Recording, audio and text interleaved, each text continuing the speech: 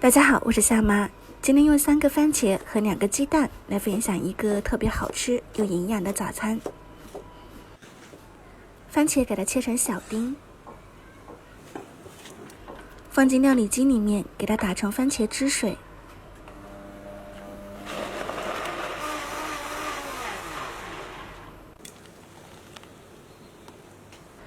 再倒入面粉，打入2个鸡蛋，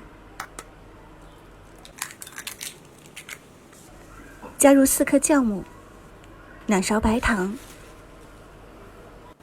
给它揉成较软的面团，盖上保鲜膜，醒发30分钟。醒发好的状态像这样子。撒多一点的干面粉，给它揉搓排气。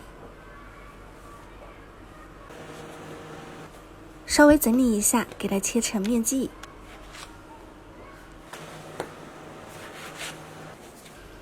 面剂也撒一点干面粉揉进去，整理成馒头剂子。在顶部划一些花刀，不用盖保鲜膜，自然发酵20到30分钟，体积变大，像这个样子就可以了。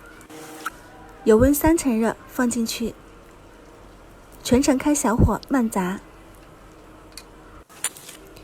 整个过程呢，我们需要不停地给它翻动，确保两面受热均匀。